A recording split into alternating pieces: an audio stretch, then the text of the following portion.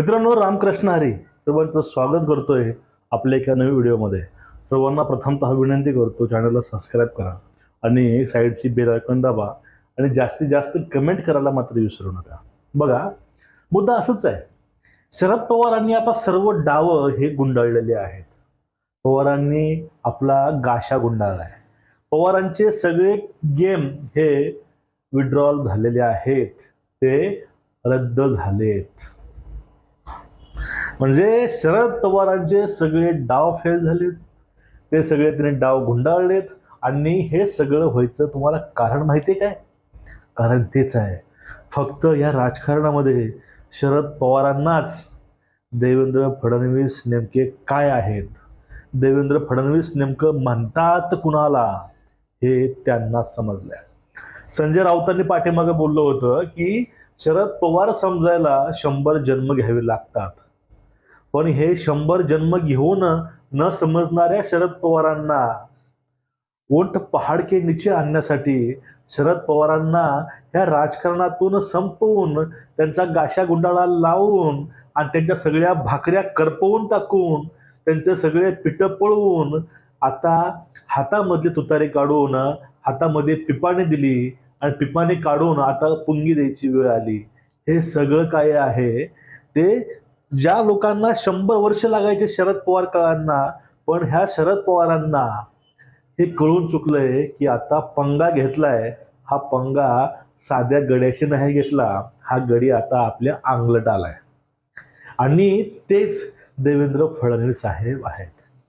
काही जणांना वाटेल की मी आता म्हणजे देवाभाऊजी स्तुती करतोय, मी मराठा नाही किंवा मी यांचा गुलाम झालोय.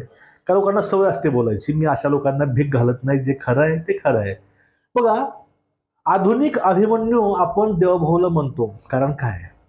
अहो, शरद पवारांनी आपल्या भावाला सोडलं नाही. आपल्या मोठ्या भावाच्या विरोधामध्ये लढून, मोठ्या भावाला निवडणुकीमध्ये हरवून त्यांनी राजकारणामध्ये पदार्पण केलंय. ते शरद पवार यांनी देवेंद्र फडणवीस नावाच्या एका तरुणाच्या विरोधामध्ये फिल्डिंग लावली नसल, यावरती माझा अजिबात विश्वास बसत नाही.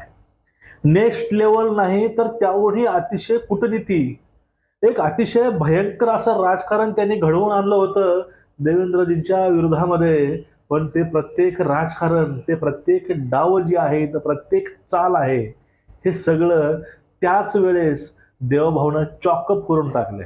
म्हणजे कुठलाही डाव त्यांच्यावरती काम केला नाही, उलट सर्व डाव हे त्यांच्याच अंगलट गेलेले आहेत. तुम्हाला मी आता परत सांगायची गरज नाही की काकाने नेमके कुठले कुठले प्रयोग हे देवभाऊवर केले होते.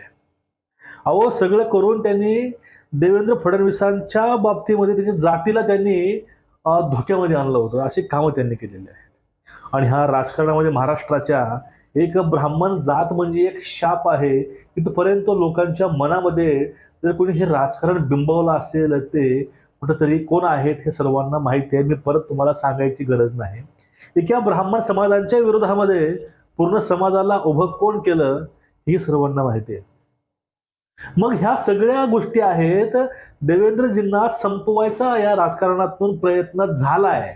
मी ही गोष्ट गांभीर्यानं बोलतोय. पण हे सगळे प्रश्न, हे सगळे काय आहे, हे सगळं झटक्यामध्ये उद्ध्वस्त करून तो फिनिक्स पक्षाप्रमाणे उंच भरारी घेऊन आलाय आणि सोबत सगळ्यांची राख करत तो आकाशापर्यंत गगनचुंबी करत उडून गेलाय. तो फिनिक्स पक्षी म्हणजेच देवाभाऊ. आणि हा देवेंद्र फडणवीस नावाचा एक ब्राह्मण व्यक्ती म्हणजे सगळ्यात मोठी हार आहे, ते म्हणजे शरद पवारांची. शरद पवार हयातीमध्ये असताना 2-2 वेळेस हा व्यक्ती मुख्यमंत्री होतो. 2-2, 3-3, एक दशक त्या इथं महाराष्ट्रात तो राज्य करतो. आणि महाराष्ट्रामध्ये नेमकं पुढला खेळ काढू शकतो हे जे कोणी जाणतंय ना, तेच देवाभाऊ आहेत. कोणत्या पक्षामध्ये काय करायचं, म्हणजे हे महाराष्ट्रातील सर्व पक्ष हे देवेंद्र फडणवीसांच्या म्हणण्यानुसार चालतात. हे सुद्धा मी वाक्य अतिशय गांभीर्याने म्हणतो, गांभीर्यानं बोलतो. कारण जे देवाच्या मनामध्ये आहे तेच इतर पक्षामध्ये होताना तुम्ही बघत असाल. त्यांच्या मर्जीशिवाय काही होत नाही. म्हणजे एवढं जे काही ताबा आहे ह्या राजकारणाचा यांनी घेतलेला आहे. पण आज ह्याच जे काही आधारवड आहेत, राजकारणातील चाणक्य आहेत, ह्या चाणक्याला महाराष्ट्रातील अभिमन्यूनं अक्षरशः लोळवले ह्या राजकारणामध्ये. एकेकाळी राजकारणामध्ये शरद पवार हे नाव घेतलं जायचं, आता तेच नाव यातून कुठेतरी नाहीसं होतंय असं मला वाटत आहे. आता पवार साहेबांचं राजकारण कसं होतं, त्यांचं राजकारण हे देश धर्म ह्या सगळ्यांना गालबोटी लावून सामाजिक तेढ, जातीय तेढ, धार्मिक तेढ ह्या सगळ्या समीकरण बनवून त्यांचं राजकारण होतं. पण देवाभाऊचं राजकारण ते विरोधामध्ये असतानाही, सत्तेमध्ये असतानाही धर्माच्या विरोधामध्ये, राष्ट्राच्या विरोधामध्ये कधीच नाही गेलं. ही त्यांच्या राजकारणातील पारदर्शकता आहे. म्हणजे राजकारणासाठी कुठल्याही पातळीपर्यंत हे लोक गेले नाहीत. काही जणांना वाटेल आता की पक्ष कसे फोडले. अहो, काकांनी घरातली घरं फोडलेत, मुंडे कुटुंब फोडलंय, पाटील कुटुंब फोडलंय, स्वतःच्या गुरुला धोका देण्यात दिलेला आहे, भावाला धोका दिला आहे, काकांनी त्यांची वाट लावलेली आहे.